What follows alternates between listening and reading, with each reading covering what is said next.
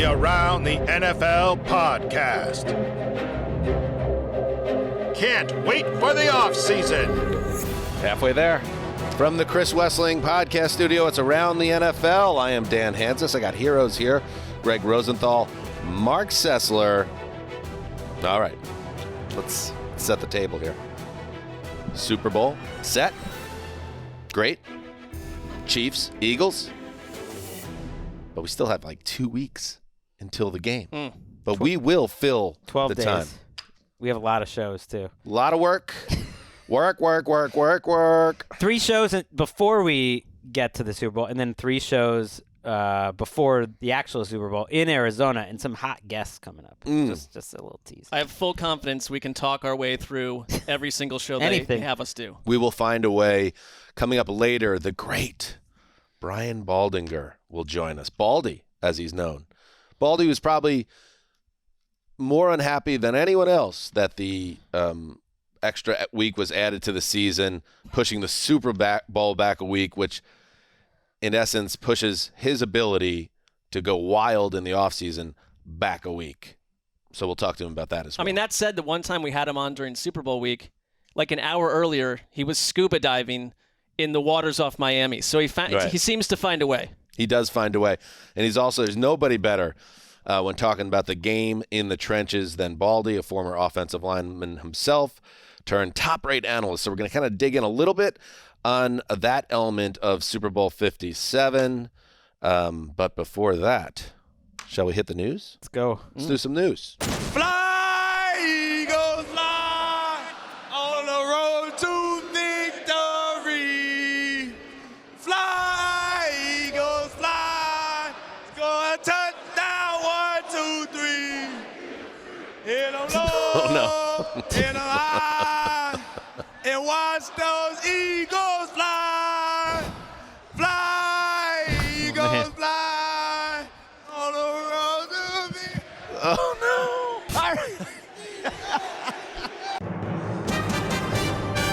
That's from the podium, the risers after the NFC title game. It is good to see something that Jalen Hurts can't do. You know what? He can't sing, so he's not perfect. No, he's got a couple of weeks to work on that. I mean, that is what a huge argument the end of that game's celebration was, and the one in Arrowhead to not take the title games. I know some of these money-hungry individuals up high want to shift it to this neutral site. What are we doing here? Never, ever do that. I know they will. They probably will, but don't ever do it. Fans always say being at home for a winning conference championship game is better than the Super Bowl. Even better than winning. Of course, winning the Super Bowl, that's the whole idea. But just in terms of having a fun day, you can't top that. But they needed to get Mailata on the mic. He's got some pipes. He's got pipes. Yeah, I don't you're know right. If you've heard the singing on The Masked Singer. You've got the Christmas album. I did not see with that. Mailata and the offensive lineman. Yeah, they needed to replace him. A.J. Brown was just standing up there, admitted afterwards he has no idea. He didn't even know what the words were. He'd never really I was heard gonna that. say, That seems fair to not know them. You know, I never Hurts even heard knowing that. every word, yeah. and very strange, although he was butchering it tone-wise. Bradshaw taking the mic away for the final line. Just let him finish at that point. He's already drowning out there. I don't know if that – geez, that – who's asking for the title games to get moved from the number one seed? There are top whispers seed? that will become sort of the next But public who event. wants it? Football Well, based fans. on Who wants it? Not fans. ProFootballTalk.com, my former boss, Mike Florio, sources. It's his idea? Within I the knew it. league. Within the league. League Within the league. sources. Yeah. So Doesn't that kind some of of my former coworkers over at 345 Park Avenue, where I used to work, are they still at that address? doesn't I it don't kind of remember. align with where everything else is going with league events? Where they Thank you. I'm a company person. Can this just be? Can we just keep this the same? Can we keep anything the same? I think there will be extreme pushback if that is the case. But that is poor singing notwithstanding. Yes, because winning the conference title is, obviously such a big event for every fan base, and that celebration, I'm sure, was a lot of fun in Philly. Colleen Wolfe was there, had Connie on the Power Rankings podcast today, my co-host on that show, and she was in an apartment somewhere in Philadelphia, still breathing in the beauty of the life of a Philadelphia sports I thought you might be breathing in something else, but I'm sure that happened earlier in the. I feel like Perhaps. I'm really All right, let's get high. into the news. Oh, my goodness. We got massive NFL news here. This from Rap Sheet. Sean Payton is going to the Broncos. Hey now. New Orleans and Denver just finalized a trade, settling the compensation. Sources say New Orleans gets a first-rounder. That would be the 29th overall pick in the upcoming draft. That is San Francisco's pick. And an early pick in addition to that first-rounder, likely, according to Ian, a second-round pick. So a 29th overall pick and then a second-rounder. They will also give a pick back, the Broncos will, to the Saints. It's a complex deal, as Ian reports, but it is now done. Sean Payton is the new head coach of the Denver Broncos, ending a kind of a whirlwind affair for Payton, who, this time last year, it felt like he was going to do a year of football, Marc, as a commentator, and then have the world at his feet. And then it didn't really seem like that was how it was going to end up playing out. It seemed like he maybe overplayed his hand and didn't have the chance that he would now have, which is be a head coach back in the league, highly compensated, obviously, and running the show in Denver. Yeah, I mean, I could have imagined him taking over the Chargers job. I think that would have been the ideal landing spot for him. Dallas always hung out there in the mist. Denver, I did not think were. I kind of always thought that he was using the Broncos as leverage, but there was very little leverage.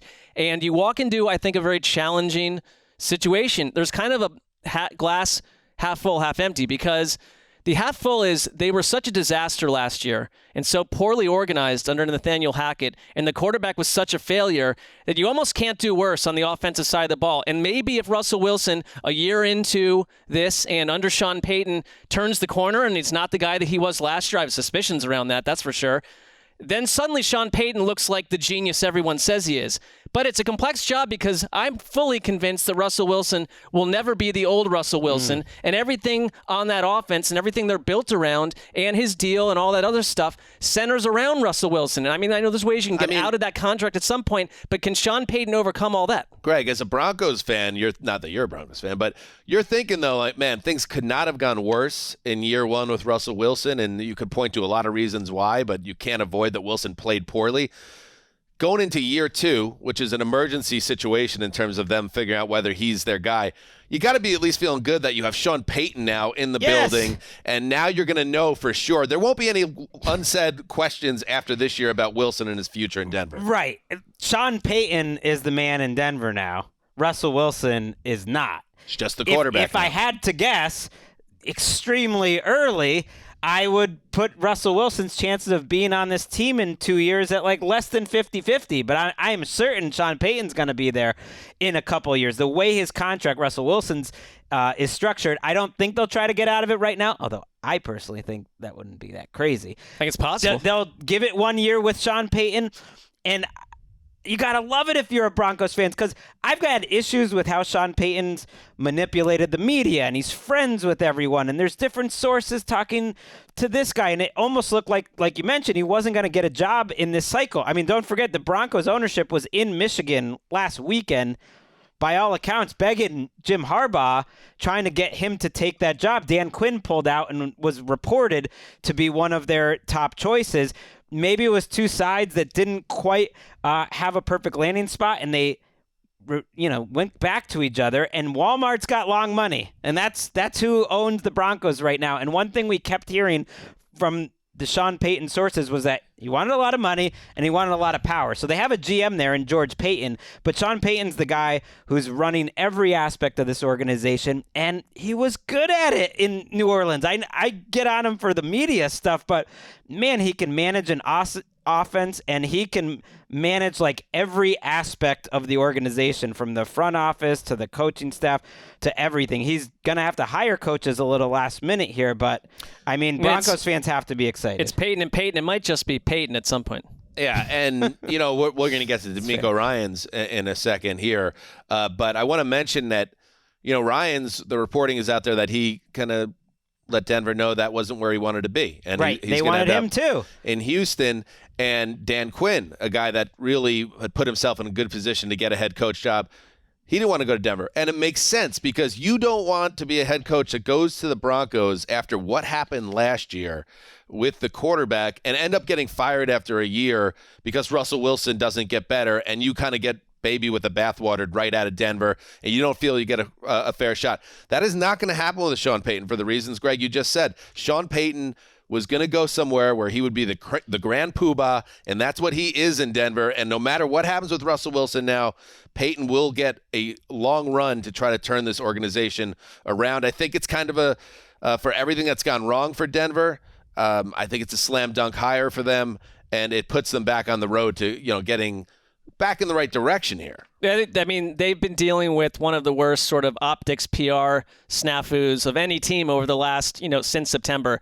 It resets all that, but and now we're in that period where it's going to be very flowery speak about what this means for Russell Wilson. I don't buy it till I see it, but I do think that if there's any coach out there that can find a way to work around Russell Wilson's weaknesses and also probably have another quarterback on the roster that he maybe likes better that could usurp Russell Wilson if things get nasty in this season, I don't think you have to go 16, 17 games with Russell Wilson. You don't. Hey, I'm Russell Wilson. And I throw a sexy deep ball. He does do that. I would like to see Taysom Hill just throw him in that trade. Yeah, I don't think it's going to happen. Actually, players are not allowed by rule to be part of coach trade, so that could happen. But if anybody's going to find a way to work around later things, in the offseason, let's bring in Taysom. Then give Taysom Hill another contract. Quickly from the Saints' perspective, just to focus on these picks, you're right. Denver is resetting, and it does feel all better, but it is worth noting they don't have their first-round pick, which would have been number 5, because they traded it for Russell Wilson on top of other picks that are coming in the future. Seattle has that pick. They did have a pick late in the first round. You mentioned his 29th, the 49ers pick, because they traded away Bradley Chubb. So they basically, got Sean Payton as part of almost that Bradley Chubb move. But, you do want to have picks. That's a nice trade, by the way. Because Chubb didn't exactly light the world on fire in Miami, and now you're going to end up getting that saved them. I guess. You're right that it gave them the flexibility to do something like this. But it depends on the results, because the Rams don't have first-round picks. They haven't used them at all. They won a Super Bowl. Right. The problem here is the quarterback went south. If you got a premier version of Russell Wilson, then added another first to get Sean Payton, no one's complaining about that. I will believe, and I don't know how it can be confirmed because people have different agendas, that Peyton would have gone back to the Saints if they were willing to get rid of Dennis Allen. They chose not to do that, and I think the Saints will say, well, we just got a first-round pick, and it sounds like maybe a 2 next year for our coach. We did okay in this. Yeah, but Dennis Allen's your coach. That is not okay. I would have taken the Sean Payton route personally. More breaking news. Wow, this really worked out timing-wise for the old ATNers. Oh, yes, it did. The old Zeuser. The Texans have officially signed 49ers defensive coordinator DeMeco Ryans to a 6-year contract to become their head coach. Now, what does that mean? I don't know. The money's guaranteed, though, for DeMeco Ryans. So after the Texans went one and done with each of their last 2 head coaches, Lovie Smith and David Culley, DeMeco Ryans enters the picture. He had been kind of like the buzzy Marc, sexiest pick here for any team coming off a great season with San Francisco. And now the Texans get their man. Do you like the hire? I know it makes sense. The Texans feel like they hit a home run here. If you're a fan of DeMeco Ryans, are you a little nervous about what he's walking into in Houston? I think it's a good situation. I think Sean Payton, for whether we want to believe anything he says or not, described it as a good situation. I think it is because it's been an absolute disaster. The organization is in wreckage mode from a PR angle. DeMeco Ryans comes in as someone that is from the Texans. They can kind of reset the board a little bit and say, all this stuff that just happened, we can forget about it now. You're months away from selecting the best possible quarterback at number 2, which starts things over again and helps you forget about Deshaun Watson, helps you forget about a lot of things, whether they should be given that luxury or not. I like the hire because I think, number 1, he seems to be an excellent coach who obviously got the most out of his players in San Francisco post Robert Saleh, which was a challenge, certainly connects with them. And I think there's a reason to believe that the connection with Houston, I think, is good for them. That said, Cal McNair is now paying 3 different coaching staffs an absolute ton of money. It might be 4. I think he probably still paying Bill O'Brien even. You're crazy. probably right. That starts. I mean, I'm not worried about him. He's a multi-billionaire, but it's just like They've made some errors in judgment. Can you trust them to hang with Ryans if things get tough? I think they know they have to. Now, Nick Caserio, their general manager, who's been at the front of these hires, is now on his third head coach. He would be the next fall guy, I guess, if things don't go well. It's interesting. Ryans and Caserio kind of from different branches of the NFL universe. Caserio coming from the Belichick tree. Ryans, who was with the Texans as a player, and then the Eagles, and now under Shanahan. So I would assume there's an agreement there that those two guys will work together. And Ryans was the defensive rookie of the year there. We're getting old because I remember, I was doing Roto World that season, 2006, and now was in the league 10 years, and now he's a head coach.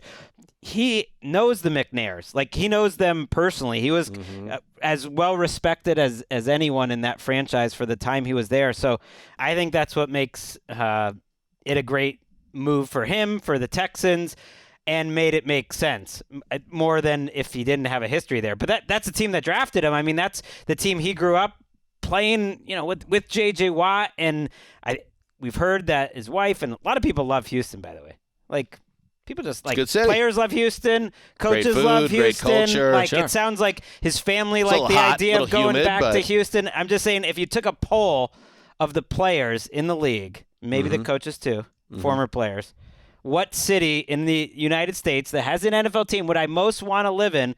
I think Houston finishes top 5. Okay. So I'm saying that's a factor too. I think it Get is. in there. Yeah, I mean, bye Broncos. Well, too. let's wait. Okay. I don't know. Yeah. This turned into a referendum of whether Houston's a great American city. It is. It's one of the jewels of Texas, Greggy.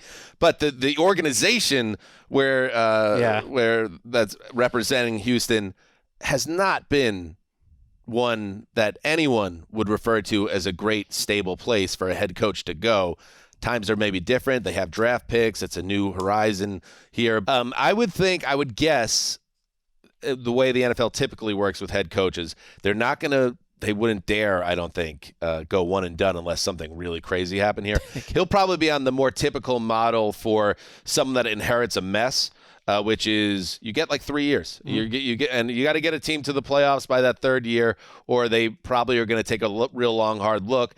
So that's exactly where Houston needs to start. They need to start with some stability, start with a head coach and a DC previously that has a lot of respect. The players are going to be buying in. This is just like with the Broncos. I think it's kind of a best case scenario in terms of getting things organized and kind of resetting what your organization is about. Thought they hit on a couple young players this year too. So Jalen Petrie, and we'll see about Derek Stingley, who was taken ahead of Sauce Gardner, which that's something that Texans fans will be thank you guys mindful of in the coming years. But he was injured, and I think he played okay. So there's some young talent there, but not a lot on defense. So it's going to be a culture shock for Ryans, who's had this loaded defense. They have cap room. They have a ton of picks. Yep. Man, that is whoever ends up as the DC of the Niners. That is becoming now a factory for producing head coaches, Saleh and now Ryans. And yes, so there's uncertainty at DC for San Francisco. Also at QB after the news of Brock Purdy. And one of the saddest things I really remember seeing on the field in terms of just from a competition and from a storyline standpoint, Purdy went from waking up that morning as maybe being the biggest story in the sporting world, if he could win another game, to getting hit on the elbow in the 6th play of the series. Turns out it's a complete tear of his UCL in his elbow. And then going back into that game after Johnson goes down with a head injury and just handing the ball off when you were supposed to be fighting for the Super Bowl. Such a bummer. But anyway, the reporting is that Purdy has a complete tear of the ulnar collateral ligament. He will reportedly, according to Tom Pelissero, seek a second opinion on the injury, but Pelissero reports the hope is he will undergo a repair rather than a total reconstruction, the famous or the infamous Tommy John surgery. They're hoping 6 months. They're hoping. Purdy spoke Tuesday morning and said nothing was decided for sure yet. So I think that's the hope, but it's not certain. Nick Mullins is the quarterback that comes to mind that I've read about that had this injury most recently in the NFL. the same 49ers backup at the time. Of course, it's a 49ers quarterback that had to have another injury. And I think he was out 6 months, and again, that was a hope. But it sounds like Purdy's not totally sure that he'll avoid a reconstruction. I mean, he'd still be in theory available for camp no matter what goes on here, and it just clouds what is a maybe QB they always say that this time of year, and we'll see. But I mean, we heard that about Tre'Davious White. Also, he's training ready for camp, and then he shows up. But week 10. Training camp is this massive date that hangs out there. But then all sorts of players show up late to camp, and they're totally that. We just have to stop overvaluing some of these timelines, because in general, if they really wanted him to be their week 1 quarterback over Trey Lance, it's going to be a competition either way. This adds some haze to it, but.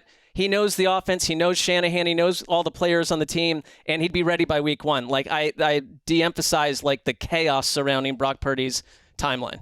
Yeah, and I'm just a little bit. I'm looking for clarity, because as a baseball fan, if a pitcher gets Tommy John surgery, which Purdy's hoping to avoid, which is a ligament replacement surgery, a starter's usually out 18 months. A reliever will maybe miss a year. So maybe it's obviously.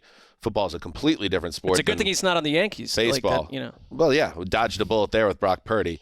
But football is completely different than basketball. If Brock Purdy misses 6 months, okay, maybe he is good to go. But does this open the door for Tom Brady as an option for San Francisco?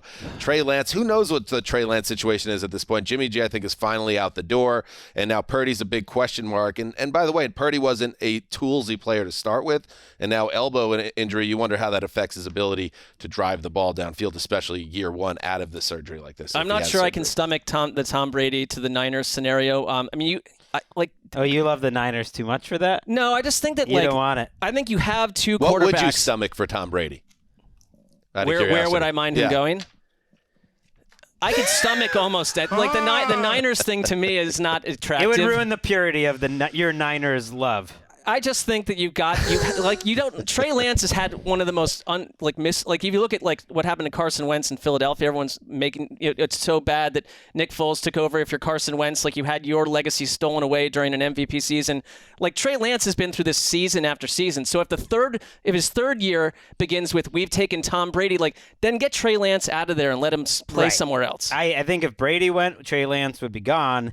I assumed going into the conference championship game, it'd be Purdy and Lance would probably have a better chance to play than most people give him credit for, and that would just see. And that's sort of a good problem. We have 2 young quarterbacks. We like them both for different reasons. We got them. Now that Purdy's hurt, I feel like the Brady chance is higher for sure. Yeah, and whenever Purdy, does resurface and at what level he's playing, there is this concern, what if that was the Brock Purdy story?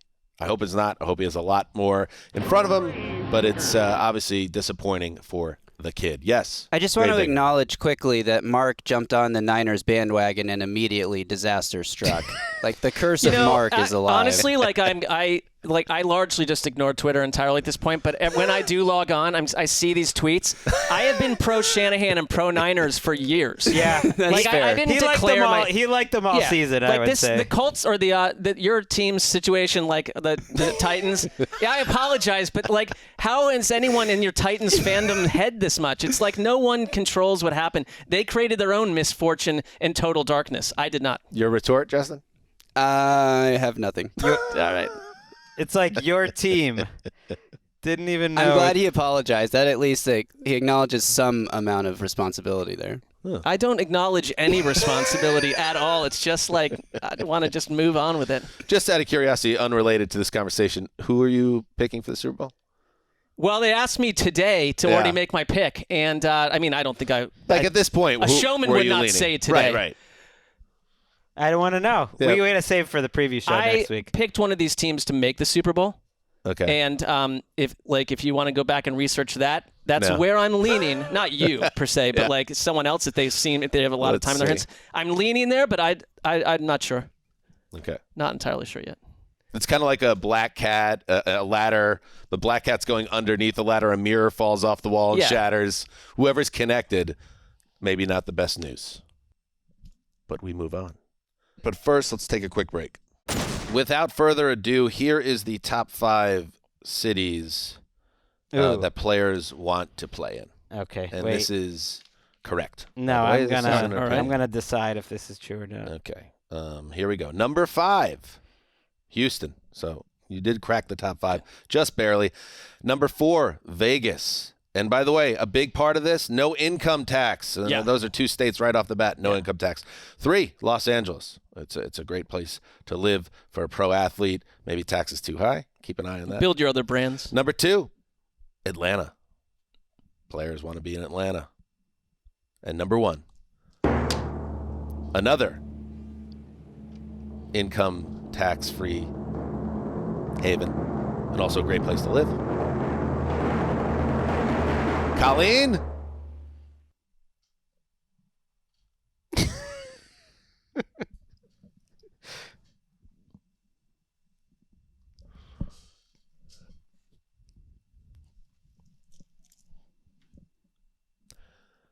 Colleen? Miami. There it is. Miami. I thought you were gonna sneak in New York there at the Houston, end. and I was Vegas, like, Los come on. Angeles, Atlanta, Miami. Nashville's got to be above Houston. No. Also a tax haven. See, this is where Nashville's a you're not as tax-free. close Yes. with the players. I factored it in as me. and passed on clearly, it. Graver. Number 7. I think you did a good job there. No, I I don't. You don't think this this is wasn't a it? guess. Houston, This is it. Yeah. Houston needs to be Fact-based. top 4, and then I wouldn't argue. You could shake up those 4 anyway. Sure. L.A., Miami, Houston, Atlanta. I don't think Vegas. I think Vegas is a little bit of a niche pick there. I don't think it gets. This to is the one top of your 5. weirdest, stand on the hill and just He's take very arrows, confident. no matter so what. This what takes Houston Vegas' business. spot? Houston. But other No, than that, I that's got fine. Houston. But I'm saying top 4. I just. oh, what a then I cop don't out! mind. You're like, I don't agree with one of your top 5, but I won't replace it. Oh, it's no, now no, a top no. 4. I would say Houston to me might be number 1 or 2, but I don't have a problem with any Fill of in the the top other 5. 4. Then. Who should be there instead of Vegas? I just was saying Vegas You're can't be saying in the flip- top 4. you're saying I was flip saying Houston flip to it. Vegas. Maybe New York sneaks in over I'm saying, Vegas. why are we still discussing this? Maybe New York. I don't know. All right. I think you did a great job. Thank you, buddy. Vic Fangio. Guess what? He is back in business. The Dolphins will hire the ex-Broncos coach as defensive coordinator, or will they? Fangio himself says, whoa, whoa, whoa, whoa, whoa, whoa, whoa, whoa. Stop the clocks. That's not necessarily what's going to happen here because there's another team that could be interested in Fangio.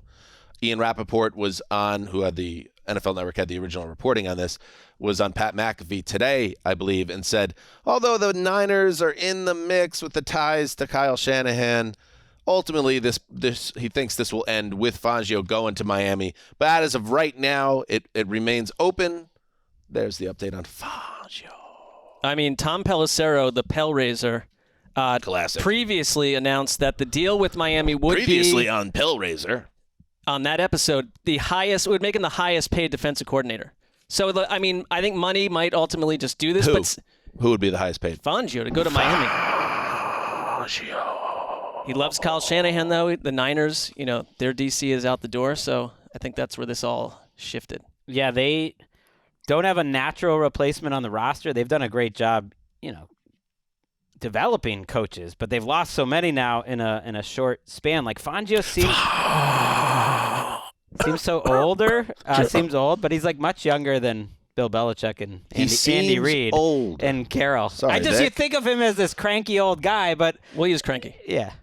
Sorry, I think Vic. of them. He like What a Well, his great- name's Vic. He's What a old, great He's hire. old school. If you're how many Vics are out there actively now? Hey, Vic. No, I mean they were previously Beasley. they were victors. How many Victors are out there? I'm even fewer. Yeah. Where is Vic Beasley? Is he still in the NFL? Oh, I don't know. In other news, Kellen Moore out. This is not. In fantasy sports, when you drop a guy from your roster and you kind of wrestle with it, you're like, a bit of a crunch, or I don't really want to do this, but I think I should do this. In my mind, it's in the best interests of my team. And then right away, somebody else picks up that player, and you're like, probably shouldn't have done that. Kellen Moore, fired by the Cowboys. He's the fall guy after Dallas falls short again. I guess you can't fire Dak Prescott. So you got to fire somebody. So get rid of the OC. It's his fault. Their season once again ended short of the NFC title game.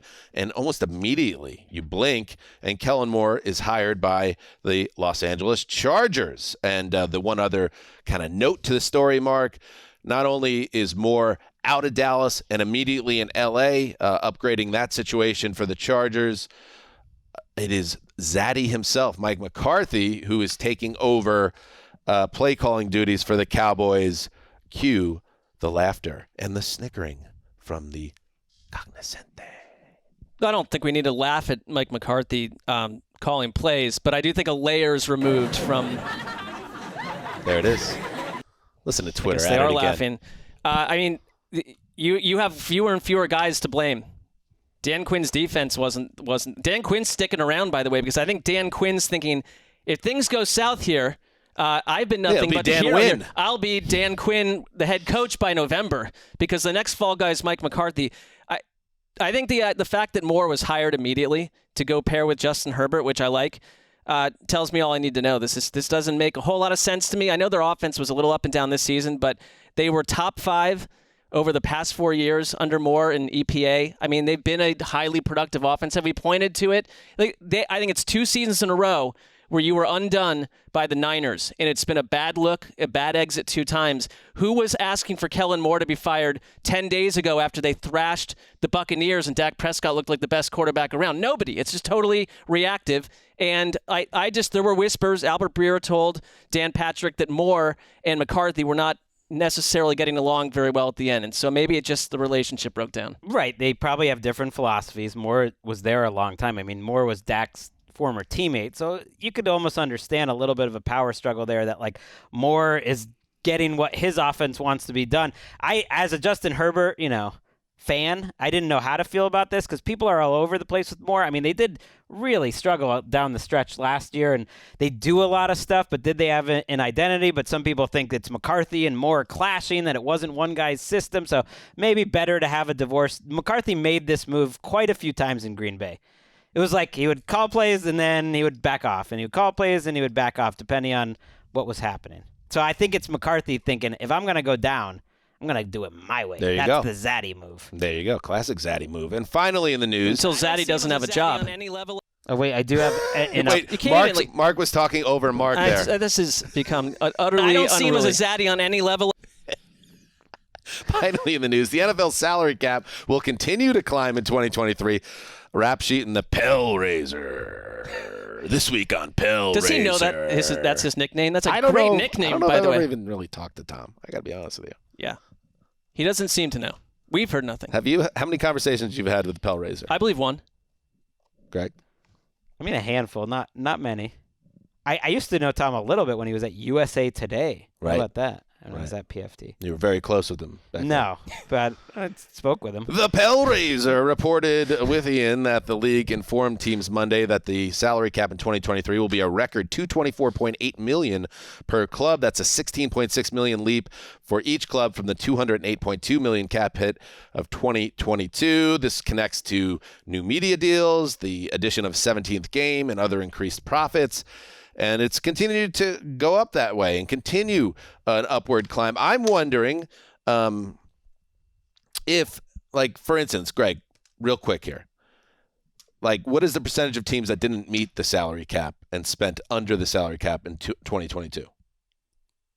Well, that, like, everyone. That sat well under it. Like, could have made moves, but chose to maybe leave a little bit of bubble. A good percentage of the league, didn't get that close to it. Right. More than 10 teams, I would say. My question is, as the salary cap continues to escalate, are we going to start to see something akin to MLB where certain owners are going to start making business decisions and they stay far away from the cap, which is high enough now where you could field a halfway competitive team and pocket some money while you're at it. I worry about that as and I know the union is going to fight to make sure that doesn't happen. But they ultimately, the owners are the ones signing the checks. I wonder at what point you start to see that become a part of the NFL. There is a floor. You have to spend, I forget what the rule of it, it's like cash spending, 90% of it over a 3-year period in aggregate. So there have been teams that have had to like spend at the last second to make sure that you get over that floor, but it's something like 90% of the cap. So you can't. Right. I wonder if we're going to see more and more of that from you can have some funny money because there's so much cap space now. It's gone up so much. It's $16 million this year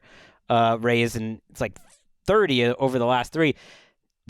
And there's no good players. It's harder to find good players in free agency to spend it on and in the draft than it is to spend that money. So it does open it up for that trade tsunami. I think that is where it's getting a little more NBA-like because there's so much cap space. It's the only way you can get good new players is with trades. That's great for like the offseason. I mean, that creates massive storylines and probabilities and possibilities. I do have an update, though, for you on the top 5 cities that players want to live in. Well, Las Vegas, update. It's not going to change my list. Las Vegas is out as number 5. I overlooked one town that we just talked about, which has officially entered the list at number 5. Justin, here we go. See, even this doesn't sound as good. It's Dallas. Dallas is the 5th. Dallas is fine. Dallas is the 5th city. Dallas is better than Houston. Oh, no, really? Where are you from? I'm from Dallas. I think the players prefer Houston. Greg. Sorry, but like you suddenly are acting as this insider that's spoken to what would need to be a majority of NFL players to even have an opinion on this. I just have a good feel. We'll ask Baldy. I don't know the last time you spoke to an NFL player though. MJD. I mean, someone that's not living in Los Angeles for a job here. I just have a good feel of the league, you know. Okay, let's take a break. Utter farce.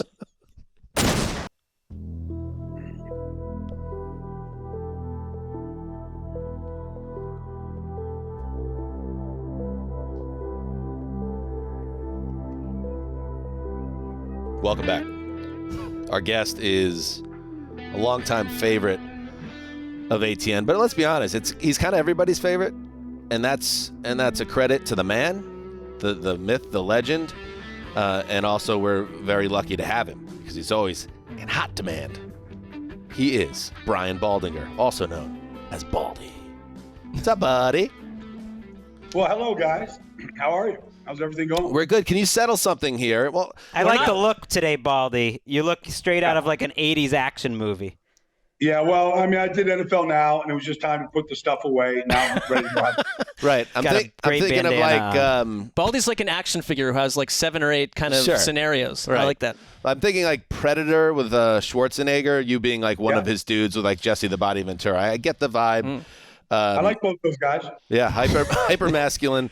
We were just talking earlier in the show, Baldy, and you are a longtime NFL player. I think you played how many years? A dozen years? It was 12 years. Yeah, and well, that was like another lifetime ago. So I might. I understand, might have the number. But you're plugged in as hell, Baldy, and we're just curious. Like, what are the top 5 NFL cities that players want to play and live in? And I threw out a list that included Houston. And I factored in things like state income tax and the culture of the city and all that. Houston, Vegas, L.A., Atlanta, Miami as my top 5 in descending order. How does that list look to you and what I miss and what are you thinking? Where are you? I'm just looking out at Fort Lauderdale Beach right now. And I'm saying, like, how could it get any better than this? I think that's number 1. I think that's number 1. I literally could probably throw a baseball to Nick Bosa's house from here. You know, he's right down the road. You can go to Fort Lauderdale Port on any day of the week in the off season. You're going to see players. They're all coming here. And there is no state income tax. And the sunshine is about as bright as it gets right now. So if you want to train, but I also have a philosophy. I don't know if I should share it with you guys or not. Please do it. You've already decided. All right. Like, Mike McDaniel doesn't want to hear this, but I don't think the Dolphins will ever win a championship ever. Because life is just too good in South Florida. Right. Like I remember Miami. One night I was at the Hard Rock Casino, right? And it's late. We're playing blackjack, and there's 2 prominent starters on the Miami Dolphins on a Monday night at 4 a.m. with a drink in their hand. And I'm like, look, I don't blame them. I'd be doing the same thing if I was a player. But I don't know if that's what Andy Reid wants when he gets his team, trying to get his team ready, to play on Sunday. Because, well, let's face it, there's no place open at 4 a.m. in Kansas City. So, I mean, like, I just think the temptations and the lifestyle, it's too good to actually think about winning championships here. And you started your career with the Cowboys. Gregg. Same thing. It's the same problem. Gregg said that deserves to be in the top 5. I put Dallas in the top 5. I like Dan's top 5. I just replaced Vegas with Dallas, and then it was good. Well, here was the argument. Like, Gregg made a huge case for Houston being not only top 5, but number 1. No, I said top 3. Top 3. Miami, I think, would be 1. I think Miami's is 1. Houston top 3? I still have a farm in Texas. You can't put Houston in the top 5, and I'm not down on Houston. Oh, no. I'm saying, whoever planned Houston, like, they had ADD the whole time. I mean, there's 3 different downtowns. It's changed, though. Wait, Gregg is telling you it's changed. Here comes Gregg. I'm connected more with the younger generation, Baldy, and it's a different city, a lot of nightclubs, James Harden types of clubs that he likes. Gregg hasn't talked to an NFL player since 1998, if he even did that. Well, look, Jalen Hurts might have a different opinion about Houston than somebody that doesn't come from that city, which is fine. I know this. It's still the number 1 recruited city in America for high school football. So if you want to find your talent for major colleges, just go to Houston. They're in every single corner and crevice, from Katy all the way out to where, Jalen played for his dad. So, and everywhere in between. Yeah, and, a lot of guys want to go back home when their college days are through. And anyway, that's why I made my top 5. But we're not at Gregg's level in terms of breaking these things Absolutely down. Absolutely not. Baldy, let's talk a little bit, let's dive in the trenches here. I know this has to be a matchup you love. I want to start with the Eagles. Let's start here just because, we think about what are the best defenses of this century. And, of course, you start with the Ravens in 2000. You talk about the Legion of Boom, excuse me. That obviously that big Seattle defense that won a title, nearly won another. Does Philadelphia? Is there a chance they crack this conversation, or at least can be seen in that group if they dominate Kansas City with what they've been able to do, especially up front? Yeah. I mean, Kansas City's number 1 offense in football. They got some legendary coaches on the other side, Andy Reid, Eric Bieniemy. Can game plan with the best of them. They got the best quarterback in the league. If they get to Patrick Mahomes and they just, chase him around the yard the way Tampa did a few years ago, and they end up with, say, 5 more sacks, which might be possible, you're in the 80s for sacks in a season. And then if you add the interceptions and, what they're doing in the postseason right now to Daniel Jones and to what they did to San Francisco, I mean, I think you'd be foolish not to start talking about this is one of the all-time great defenses. And look, I played in Philly with Reggie White and Clyde Simmons and Seth Joyner. And I know what, great defense looks like when Buddy Ryan was coaching those teams. And this looks a lot like what Philadelphia put on the field a lot of weekends back then. Where do you think the matchup is where they can get pressure? Because the Chiefs are so good in the interior. Maybe you tell me, is that the best center and guard combination in the league between Creed Humphrey and Trey Smith and Tooney? They're good. Gregg. I think, look, I'm a big fan of Zeus. I'll say this about Atlanta Brown Jr. He's so big that it's like trying to run around the sun to get to the quarterback. And then you can't really run through him, but you can get pressure off the edge from Atlanta. He's not the best athlete out there playing in that position. I think you do it against Wiley. I think off the edges, you could definitely get pressure on Patrick Mahomes. Now, the thing about great quarterbacks is they know how to escape edge pressure. They just do. They feel it. They got a GPS system in their head, but they have a hard time if Javon Hargrave or Fletcher Cox or somebody like that is coming right up the middle at you. And that's where I think this defense gets really good because, the guys I'm talking about inside, and they'll play Brandon Graham in there. They lined up Hassan Reddick in there a little bit last Sunday. Their ability to get pressure up the middle is probably the best in the league right now. I mean, so we're going to spend the next 2 weeks. Andy Reid, obviously, offensive wizard, whatever Philly throws at him, we know he's going to come in with a bag of tricks. Andy Reid deserves to be coronated at this point if they win this game for what he is, but it's almost like Nick Sirianni's the biggest headline he ever generated was his opening press conference, which I think is a kind of a tell on everyone at this point, where it's like, we're going to destroy the guy before he does everything. We don't know who he is. But I still feel like we don't really know that much about Nick Sirianni. I know you're close to the team. What have you observed that makes him effective with the players, that makes him special, that makes him a factor in the Super Bowl as a head coach? Well, I mean, if you looked at the coach on the other side last Sunday, like, I haven't seen Kyle Shanahan smile all year. Like, and so, like, there's, and that's not a knock on Kyle. Maybe there's a stress in that job that, we don't see. I mean, I think it's a great job.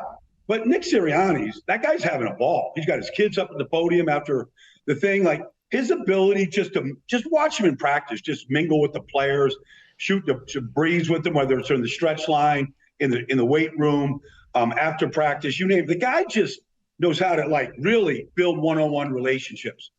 He's special like that, and he's having a ball. Now, it helps that they won 16 games. It's not like the Eagles 2 years ago. They were 4-11-1, and it was just misery in Philadelphia. But, the guy's having a good time. And I like that about Nick, because I used to say this all the time with coaches. They'd walk around with their butt like this tight all week long. And then their pregame speech is, let's go out and have some fun. Well, I don't think it works that way. I think you got to, mirror what you want your players to do. And so he basically empowers his team to pay. This is your team. I'm empowering you. But look, these are the fundamentals of the game. We're going to harp on the fundamentals every single day so that they're sharpened tools when you get to Sunday. So we're not going to let anything slide, but we're going to have some fun along the way doing it. And I feel like that's kind of how this team is built, is like they're having a good time working really hard. They got great team chemistry. He helps build that chemistry. They're getting all their work done. They're prepared. Like the nuance of the game, all of the stuff that you got to know in the moment. Like, they're ready. 4th down and 1, you name it. They got to play ready. But, it looks like they're having a good time along the way. Yeah, and I'm sure you played under, all types of coaches in terms of how they were designated or how they were described. That is a kind of a needle to thread, though, right? When it comes to the guy that's the good guy, smiling coach that's having a fun time without getting walked over ultimately when things go sideways. So what he's been able to pull off here, that's not so easy, is it? Well, it isn't, but that's why you need a good staff. I mean, nobody's walking over Jeff Stoutland. Like when it was COVID, and everybody was doing these meetings on Zoom, I was just like in Lane Johnson's house listening to Stout, and I see the terror on these players' faces, like after games, and like they would be like having a competition, like who's going to get chewed out the most, because it's coming, for missing that assignment on 3rd down or missing the protection or whatever. Like, nobody walks over Stout. And, even a guy like Lane Johnson, who's been in the league 10 years, like, the ultimate respect right there, with Kelsey and Lane and how to do things. And so Mailata had to learn it, and Seumalo had to learn it. And Dickerson is finding it out, And so I think it's important, like, if you're talking about, okay, a coach that has to needle that thread, which is a really good analogy, you got to have your guys in place that are really good assistant coaches that can do a lot of that have to do all the work for you. Wait, what's going on at Lane Johnson's house? You can't just sneak that in there. What's going on? Are you guys playing like Xbox or Switch? He's got a barn in his backyard. Yeah. They into this this gym, this weight room, and we call it the barn. And everybody wants to work out there. Like the Eagles have a good facility at NovaCare, but you're not having as much fun as you are at Lane's house. At the barn, yeah. And his girlfriend and his chef and his trainer, they're all there. They're welcoming. You just got to find a little spot in the driveway to park the car. But, every day there's, you don't know who's going to be there working out or training. It could be an MMA fighter. It could be a college kid. It could be a guy from another team. It's like, it's the ultimate, fraternity over there. I think I might take Baldy's top 5 cities over Gregg's at this point. I love it. When you're turning on the Eagles tape now, which lineman is it? Lane Johnson that you like watching the most? I almost feel like him playing through this torn adductor muscle, which he retore, has been weirdly under the radar. He's obviously one of their very best players. What gets you excited watching this team? Well, I mean, that injury, like when he had the injury, like the doctor that everybody in the world goes to is Dr. William Myers in Philadelphia. And when I was at Duke, Bill Myers was at Duke. He was Bill then. Now he's William. He's a big shot. Of course. But he was our doctor at Duke when I was there. So I know, like, he's done 2 of those core muscle surgeries for me. So when Lane had his injury, like, I talked to him about it, and I said, there's no way you can play. Like, if they want you to play, you can rest and rehab and all this. But, like, as soon as you make an explosive move, Lane, like, you're just going to drop. And the guy's played almost every snap. Like, it's been unbelievable. Now, he's in his house right now, hooked up with a bunch of wires, the guy never stops doing treatment. But it's been amazing watching him. But I love Seumalo because nobody ever says a word about Isaac. He's probably the smartest guy on the whole team. He can play every position. He's played 4 different positions in a game. Never says a word. Like, he's played every snap this year. So steady. Dickerson, you can't have any more fun than Landon Dickerson's having in life. Period. Like, the guy's mind is just out there. What he's thinking about, what he's texting players at 2 a.m. about. Have any examples? Like he's thinking about like how he could build a barn better than Lane's at 2 a.m. That's great. Barn envy. What are you thinking about that? Barn competition. Well, why is that important? Like Landon, like what? Like you could get into some conversation about him about anything. When you talk about Jordan Mailata, like the guy didn't put a helmet on until 5 years ago. And now, like, he's throwing Nick Bosa around on the field. Like, you're not supposed to be able to do that stuff. He's got 6 toes. Like, who has 6 toes? That's awesome. He's got webbed feet. Like, he's not even human. He's like he's an amphibian. Does the league office know that? Should that be something that should be put up the you should photograph his toes. And, we make fun of his toes. It's a performance enhancer. Huh? It's a performance enhancer for us. I don't know how you find a shoe to fit in toes. Nike doesn't make it. You got to have it's like you got to have a fin, like a giant fin out there. Like that's why he warms up barefoot every week. Because he doesn't really have shoes that fit. Amazing. Man, Baldy delivers in a big spot. These 2 teams, anything throughout these playoff runs that you've learned about them that I know you're a tape dog above almost all. So you were watching all these games throughout the regular season. Did you learn anything new about the Chiefs or the Eagles throughout the playoff run? I don't know how many teams could do what the Chiefs just did. They lost their best corner, L'Jarius Sneed, on the 4th play. All right, he's out there against, Jamar Chase. All right, we got a guy that can match up with Chase. All right. They lose one on the 4th play. So there's Joshua Williams. There's Jalen Watson. There's Brian Cook.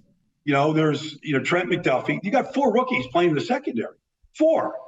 And they're not breaking down. And by the way, you're going up against Joe Burrow, and you're going up against maybe the best fleet of receivers in the league. And, they take the ball away twice, and it's a difference in a game. Like, I was blown away by it. Because, I thought pregame just going in and, a week ago at this time going, oh, the Bengals are going after these guys. Jalen Watson interception against, Trevor Lawrence. Okay, here's the test. Like, they're going to wear him out. They didn't. Spags had a good game plan, doubled him when it was appropriate. They didn't break down in the back end. Because let's face it, if you break down on the back end of the defense, either by structure, like blowing a call, or missing tackles, you're going to give up explosive plays. You're going to get beat. And they didn't do that the whole game. Like, I was amazed that Cincinnati couldn't take advantage of 4 rookies playing in the secondary like that. Before we get out of here, there is a play in history that involved you, Baldy, and I'd love to see something like this in the Super Bowl because we all love when an offensive lineman does something we're not expecting. You go back to 1988, you blocked for Eric Dickerson that year at nearly 1,700 yards. But check out this pass to Baldy, a tackle eligible. What is going on here? Look at how he runs. Stiff arm. I get blown up there. Yeah, it's open for that. I'm caught by the way, I just want to clarify here. The guy tackling me is the fastest player in the Packers. I just want you to know that. Like, it wasn't like some slow lineman catching me. It was the fastest guy on the team. He caught up quickly, yes. Who's the quarterback there? When we had a lead in the 4th quarter, we went to the wishbone. And I would go from right guard to the tight end spot to block the edge on these runs. We had Albert Bentley, Eric Dickerson. We had a loaded backfield. And we brought in this quarterback that ran the wishbone. So I told the coach, Ron Meyer, I said, look, Ron, I'll do this. I'll make this switch for you. But you got to put a pass play in for me. We got to keep him honest. Like, I'm not going to just block. Like, I need a real pass. So he goes, all right. So we worked in his pass, a little play action thing, block and, hesitate and then go out. So they called it. They called the end zone there, at Lambeau Field. And, I'm proud to say that I led the league in yards per catch that year with 37 yards a catch. Dang! Unbelievable. That is And I'm looking at amazing. your Pro Football Reference. It was the only catch of your career. Were you ever targeted again? Well, I was targeted again, and this is where Yeah. Mike Singletary comes in. I beat Singletary in the end zone against Chicago that year. They were the best. They were one of the best defenses in football. But like Singletary had to interfere with me in order to stop me from catching the ball. Right. Oh, you should have gotten yardage for that. That guy, that Singletary guy, man, he ruined the chance for me to catch a touchdown. Hack. Baldy, always a pleasure, sir. Thank you. You're going to be in Phoenix, I assume, next week? Yeah, I'm going to head there for a little bit, have some fun. Maybe we'll not too many working assignments, mostly to go have some fun. Can we just be in like your entourage, perhaps, for a night out, just to see what's going on? You better. You can. Yes, you can. Notice how you hesitated. The Massive hesitation. was more telling the to me. entourage is. Even I'm amazed at what's coming with me to this one party. Like I'm amazed. Again, you can't tease these things. Who's coming? Who's in the entourage? It's nobody from Hollywood. But I'm just saying, when these three girls show up at this party with me, it's going to stop. It's going to stop the party. Wow. I believe it's a strong group. He's going to deliver too. That's Baldy and I'm picturing Yeah, Baldy. somehow adding the three of us to the mix doesn't feel quite as Baldy doesn't want to share. appetizing. Baldy could show up as he is right now in a workout long sleeve tee and a bandana or a tuxedo. Mm-hmm. Either one equally possible, and he'll just crush no matter what. I can't wait to. I hope we run into him. Guys. Yeah. Baldy, we love you, buddy. All right. Have a great Thanks, one. Baldy. There See he you all goes. next week. Take care, guys. Bye. What a legend. It's so clear that wherever he's going in the evening does not, in his mind, include us. He is, and he is. Let's see, Baldy. Baldy was born in 1960. He's 63 years old, and I feel like. It's like no, he's not.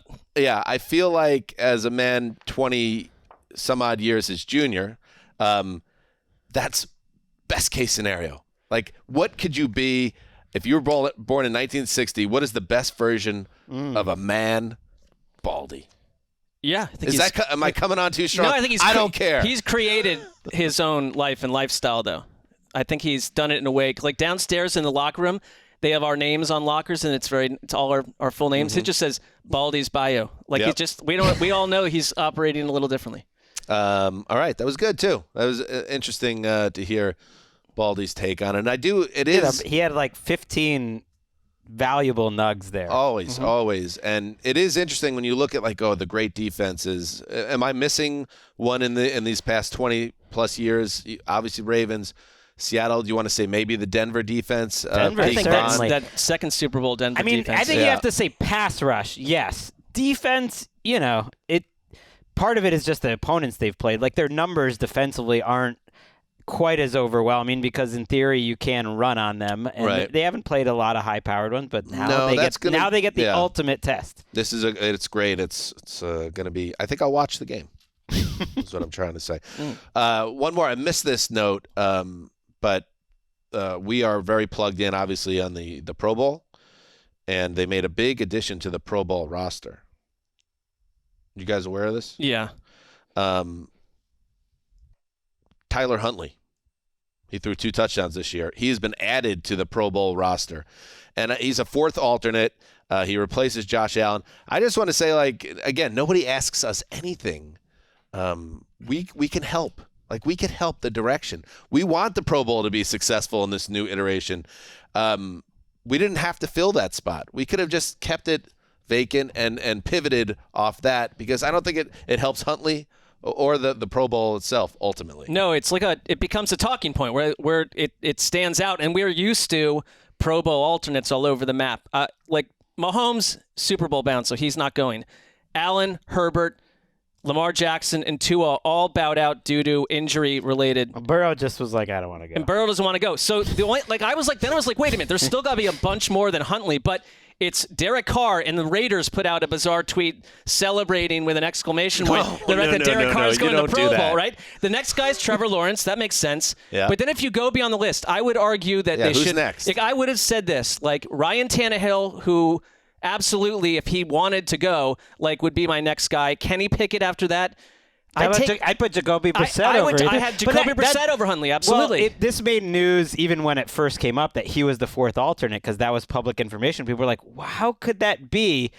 And it's the players' vote. Like you can mix up the different votes. So there was enough people. Maybe they were just Ravens players. Maybe they went to college with him or friends with him or whatever. Enough people put him on the initial list that he should be a starter because it's not like people are voting for alternates just for I think he was behind Lamar, but it was like Lamar was third alternate and Tyler Huntley was fourth for some reason. I don't know. Maybe the Ravens just voted a lot, but yeah, it's a little it's a little troubling. I think it's a player vote. Like tip this. It's not the fan vote. I mean, it doesn't matter, but it also is why. It's also not a football game, so it's a little less octane in terms of seeing Huntley out there. I guess they need someone running for an the offense. flag football game and for the target practice stuff. Just pivot. Panic pivot, like the Empire State Building. Right, you can't put that on his Pro Football Reference page, can you? But you will. I guess they will. Well, the first thing that came to my mind is that the agent can use that as a bargaining tool. Is there any escalators in his contracts? I don't know. Probably not, but I'm sure we'll convince a team to double or triple his pay. You point that out, and then I'm the team. I'll be like, but he did go throw 2 touchdowns. You are aware of that, right? And, I thought that was good. Baldy also sharing underlying. People should know that Fort Lauderdale, especially people that aren't from this country, is about 30 miles away from Miami. So that's where Baldy is. Miami, a clear number one. That's where spring break is, too. If you're Baldy, it sounds like you're involved in that. Miami. And Gregg, I understand the Houston thing. Yeah. It's not like certain... legendary cuisine. You don't totally understand because you're not as in with the players as myself. Right, but I think you think that you're factoring in things that I haven't with my list. Legendary cuisine, it's a hip-hop mecca. Culturally, it makes sense. Now, am I missing something else why Houston would be higher on the list? No taxes. That said too, that? yeah. Good well. Housing. Like housing good housing, relatively, yeah. Gentlemen's clubs. There's lots of stuff. Well, they're everywhere. I file that under culture. We have Atlanta on the list. We have Miami on the list. Atlanta's number 2. Vegas on the list. Nightlife. Anyway, good stuff. Anything else? I will tell you something that came up during that interview. Yes. I was born with 2 webbed little toes, to be honest. And I had surgery to remove that. Breaking news. But I've never heard. I mean, I know it's not that uncommon, but like to have an NFL player with that same situation, I enjoy that. And you had a surgery to reverse the toe. Yeah, I mean, early on, because I remember being, I don't know why I'm saying this here, but like when I was young and I'd be on the swim team or at the pool, I realized that my little toes looked different. They were almost like double the size. Wow. It was like a bone situation. And so I had a surgery to remove it. Were you like an incredible swimmer at that time? It did not help I was an all right swim team member, but like if we're talking freestyle, then you get into butterfly and stuff. It's like, get out of here. But I don't think it helped I think it's something that a lot of people are born with. I don't think there's anything. Gregg thinks it's something shameful. I don't think so at all. Thank you, Dan. And if you kept it the way you were, you would have been just as beautiful to me, Marc. I appreciate that, and I don't not believe you, but I'm glad But you were probably a better swimmer before. Yeah, that's probably true. Maybe it helped Mailata, his footwork. Somehow. That's why I said maybe you got to send it up the flagpole with the league office. Seems well, he's had a pretty intriguing rise from nowhere. So right, he's suspiciously great. Yeah, he's from the International Pathway Program. Yeah, Henry Hodgson. I mean, we're not saying that's suspicious. It might be the incredible size and athleticism that virtually unmatched in the NFL. But he has 6 toes. There's an X factor on each foot. Yeah. Would you take a 6th toe to be one of the great tackles of the sport? Give me it. Give me a digit. 100%. Right. I mean, I'd take a 6th toe for a lot less than that. How about like a nice dinner? Oh, a good steak. I don't think you would. Thursday show, by the way, will be the iconic Don't Say Super Bowl show, where you will be penalized. We'll figure out some ground rules on this. If you even say the words Super Bowl, you can say Super and Bowl, but you can't put them together. And if you do, you're penalized. We will not talk the big game on Thursday. Now we got to figure out what we're going to talk about. There's the challenge. You think this is an easy job? All right, it's pretty easy. We're very lucky. But we will give you a great show on Thursday. Or we'll try to. Till then, heed the call.